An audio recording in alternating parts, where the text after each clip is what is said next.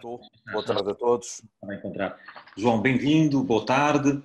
O João Pestana Dias é o grão-mestre da Grande Loja Soberana de Portugal e também, uma vez mais, acedeu a partilhar connosco uns minutos do seu tempo e temos um grande abraço e bem-vindo. Muito obrigado. Antes de mais, quero congratular-vos pela organização desta conferência. É um prazer, é mais do que um prazer, é uma honra estar no meio de oradores tão ilustres e com temas que, no meu entender, são extremamente pertinentes, se calhar mais pertinentes do que nunca, devido ao tempo que atravessamos.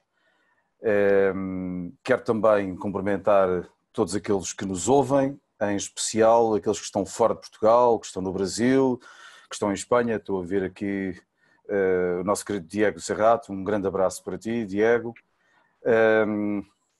E queria começar por pegar aqui em alguns temas que foram falados, nomeadamente na parte da teofania de Portugal, pelo João Pedro Silva, e por ti, Vítor, na parte também energética, que nos diz muito a nós maçons, e falar aqui um pouco das teofanias e a maçonaria. Onde é que a maçonaria se enquadra aqui na teofania? Bom, a teofania, como já foi dito aqui, e muitíssimo bem, tem a ver com a manifestação de Deus, em que Deus dá uma ordem, uma instrução, quase como uma convocatória. E das primeiras vezes que nós ouvimos falar de uma teofania, recordamos imediatamente quando Deus aparece a Moisés e o manda escrever os 10 mandamentos no Monte Sinai. Mais tarde, nós temos, século IV, temos Deus a aparecer ao imperador Constantino e a dizer-lhe para se reconverter. Faz hoje, aliás, 881 anos, que no dia 25 de julho de 1139, em plena Batalha de Ourique, surge Cristo, aliás, porque muitos teólogos defendem que essas aparições são protagonizadas pelo próprio Cristo, portanto, a segunda pessoa da Trindade. Surge de Cristo, Dom Afonso Henriques, e mandou dar início ao reino de Portugal. Aliás, a partir daí o cristianismo messiânico é fundamental na história portuguesa. Recordo que nos podcasts que fazemos há 2 anos, todas as semanas, o nosso grande preceptor, o professor Fernando Casqueira, dedicou 3 podcasts só aos mitos da nação. E, portanto, aconselho, se tiverem a oportunidade de ouvir, chama-se Assunto Sério, é um podcast da Grande Loja Soberana Portugal. Bom, e relacionando aqui com a maçonaria, como é que surge a maçonaria e a teofania, as teofanias? Bom, a maçonaria nasce de uma teofania. Todos nos recordamos que, até uma determinada altura, David tinha um tabernáculo, portanto um templo no deserto. Deus aparece a ele numa festa com o famoso dedo a escrever na parede, em que o ordena a construir um templo. E não será, portanto, há aqui uma intenção muito concreta. Não será já David a construir esse templo, mas sim o seu filho Salomão. E, portanto, o templo de Salomão é a execução de um imperativo divino que Salomão, o rei de Israel, executa, portanto, e que é conhecido por todos como o templo de Salomão e que diz muito aos maçons. Ora bem, essa obra espiritual é a essência da maçonaria. Todos os maçons sabem que as obras físicas, como o próprio Templo de Salomão, aliás, podem ser destruídas, mas a obra espiritual é indestrutível. E é essa obra que a maçonaria faz perdurar, ou tenta fazer perdurar, em cada maçom, e por isso cada maçom trabalha simbolicamente o seu templo interior. E eu disse tenta porque, como costuma dizer o nosso grande preceptor, o professor Fernando Casqueira, a aprendizagem em maçonaria é feita em função daquele que aprende e não daquele que ensina. Aquele que ensina é um facilitador de conhecimento, razão pela qual a maçonaria não dá nada a ninguém. A maçonaria mostra um degrau para que o maçom possa subir o outro degrau. Tem que haver, digamos, a demanda, e isso é fundamental. E, portanto, conforme disse, a maçonaria é, nesse sentido, a evolução, teofania. Ora bem, a grande loja soberana de Portugal atualiza, digamos, assim, posso utilizar o termo, esta teofania com o rito português, e onde acrescenta toda uma densidade histórica, ecuménica, onde o complexo simbólico da nossa mito-história e da sua decisiva importância na construção do processo identitário da alma lusitana está presente. Neste sentido, o rito português, digamos que é capaz de traduzir de uma forma condensada a especificidade de ser português, a sua espiritualidade, e onde são abordados inúmeros autores, desde António Telmo, Cunha Leão, Dalila Pereira da Costa, Agostinho da Silva, Camões, Pessoa, Teixeira de Pascoais, muitíssimos autores com situações muitíssimo interessantes, obras de conceptualizações sobre o Quinto Império, o Império do Espírito Santo, a viagem, a saudade, o Mar Tenebrum, as Finisterras, a ressurreição, a redenção escatológica ou salvífica, aliás, abordadas através da nossa loja de investigação, a loja Bento Espinosa, e também através de um gabinete de estudos, que é uma parte da loja de investigação que está aberta ao mundo profano, e onde, aliás, estão todos convidados, e onde abordamos de forma mais aprofundada toda esta temática. Portanto, o rito português, assim como Portugal, começa numa teofania, se me permitem, ou seja, por uma decisão e não por uma cisão. Ou seja, nasce para unir. E neste sentido, eu gostava de vos dizer, então, mas como é que surge de forma muito prática esta teofania na maçonaria e mais especificamente no rito português? Bom, qualquer maçonaria e qualquer rito é necessário um ritual. Sendo a liturgia o conjunto de rituais usado por um grupo, o ritual então é uma peça constituinte desta liturgia. O ritual, sendo assim, disciplina as palavras, os gestos, os movimentos e as regras de comportamento para uma determinada cerimónia no templo. Templo que vem do termo grego temenos, é a separação do tempo e a separação do espaço. E existem, conforme disse, uma série de situações que fazem com que o tempo e o espaço, portanto, já não seja profano, seja um espaço sagrado, e a partir daí estão reunidas as condições para a manifestação do sagrado. Portanto, falando do ritual, um conjunto particular e organizado de rituais, neste caso sob o mito da construção do Templo de Salomão, vai-se servindo de alegorias relacionadas com o Antigo Testamento e, no caso do rito português, com vários mitos que estão na base da fundação de Portugal, e então, através disso, nós conseguimos, em algumas circunstâncias, isto é como para quem gosta de fado, às vezes acontece o fado, não é? Nem sempre podem estar lá os fadistas todos, os melhores guitarristas, os melhores fadistas, mas nem sempre acontece fado. E assim se passa também na maçonaria. Situações muito específicas do rito português, porque é um rito de uma grande espiritualidade.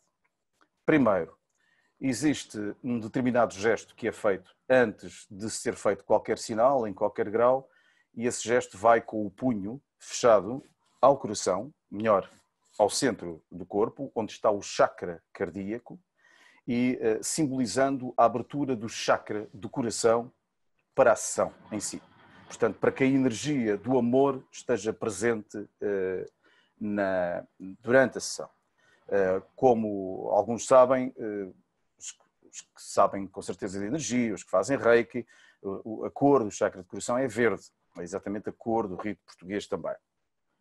Depois falamos muito em São Jorge. Porquê é que aparece aqui São Jorge? Bom, São Jorge é um santo ecuménico, não é só um santo cristão, a parte das pessoas não faz ideia, não é só um santo cristão.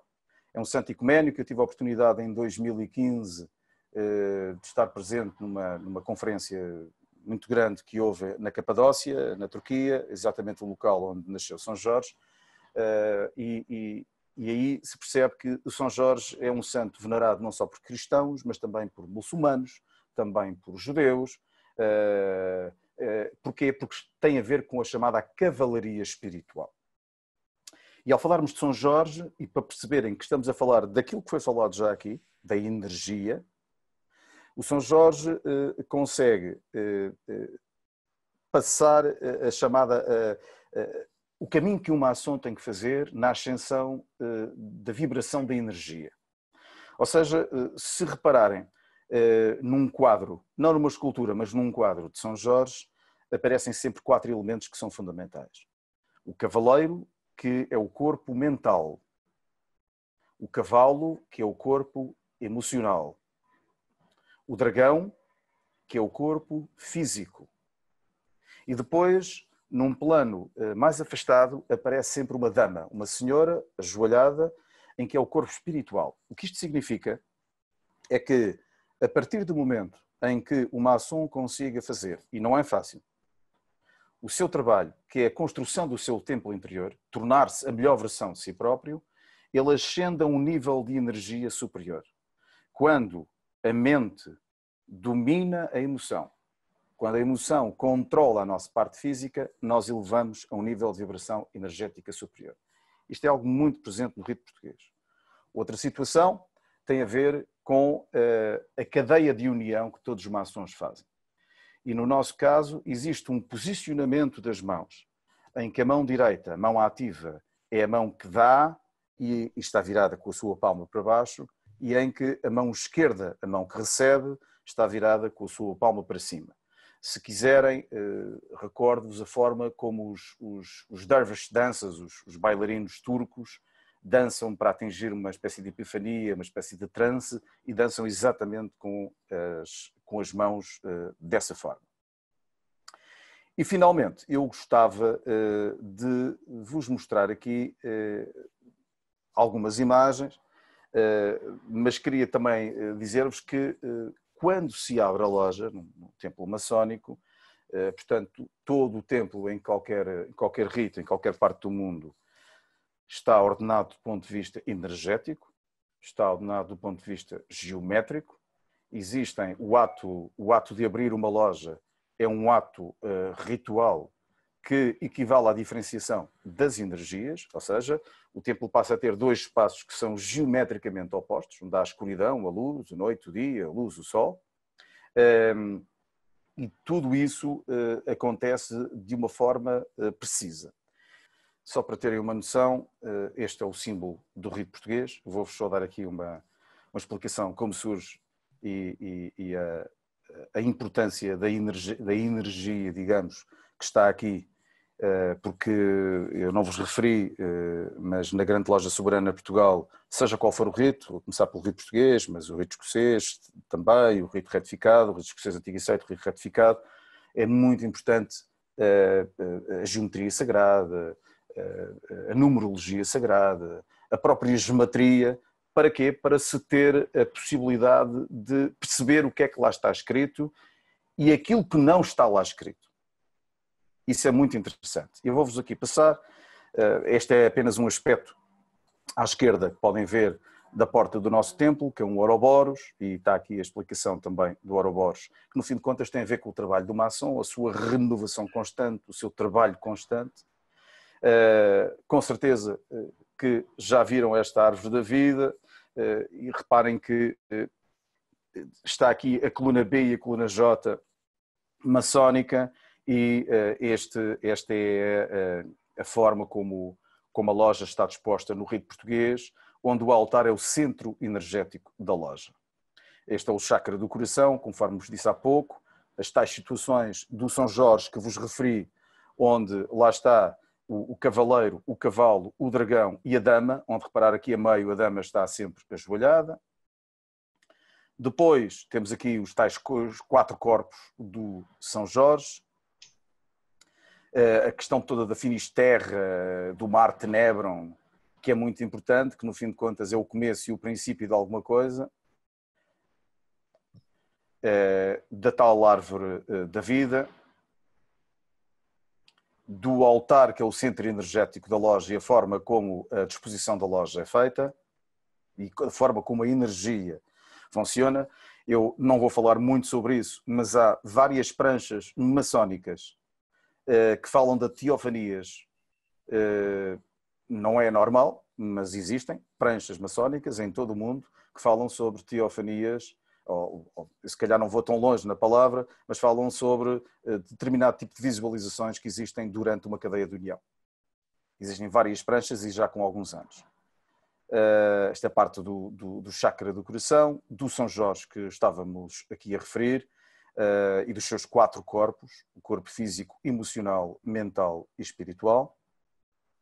Falar da questão da Finisterre, do Mar Tenebron, que são temas muitíssimo abordados por nós. Este é o trabalho fundamental de um maçom, combater o seu ego de diversas formas, e é dada uma importância no ritmo português à parte de Portugal e à parte da ecuménica do ser português. O ser português para nós é o ser português de Fernando Pessoa e de Paulo Vieira. Português não é só português. O português é o rito português, que dentro de cerca de 2 meses vai existir já com algumas lojas no Brasil, e nomeadamente em Moçambique e em Cabo Verde. É um rito onde a parte de geometria sagrada, de numerologia sagrada e de geometria são fundamentais. Vou dar um exemplo.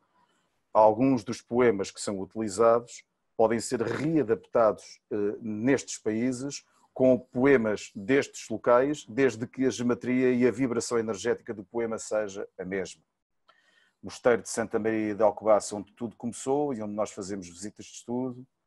Mosteiro de Santa Maria da Vitória, aos Barrotes, onde tudo está escondido.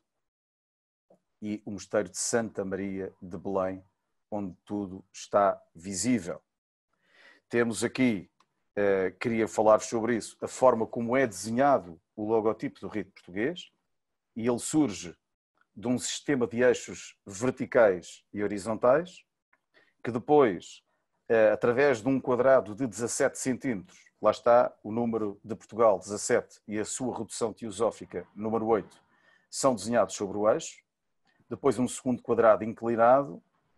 Temos aqui já uma série de elipses a 45 graus perpendiculares, e vai havendo uma evolução do ponto de vista de geometria sagrada, que vos estou a mostrar agora, em que vão mais tarde dar uma nova quadrícula num ponto de 8 graus, começam a aparecer as tais situações em forma de peixe, ligadas a Cristo também, e isto com certeza que vocês já conhecem, um florão de 8 pétalas, e que surge através aqui do rito português.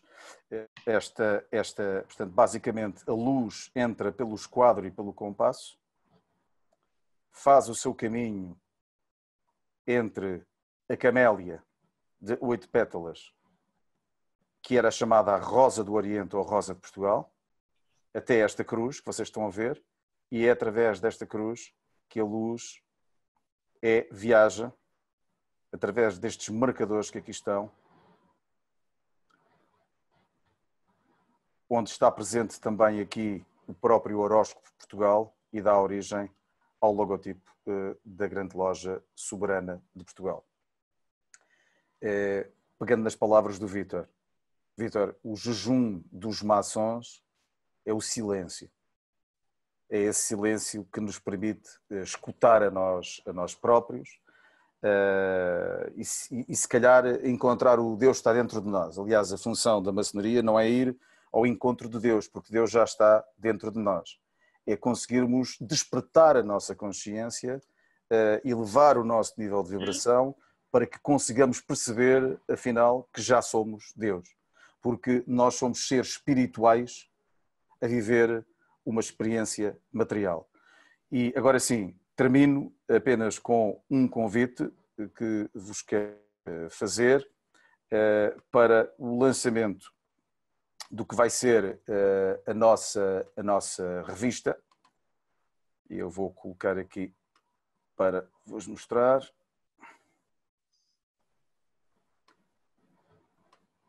E que se vai chamar Origem.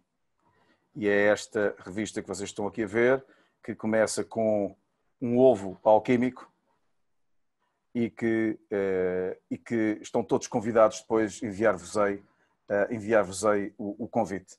Muito obrigado mais uma vez e espero que estas conversas ajudem a inspirar aqueles que precisam de inspiração, que acho que somos todos nós neste momento.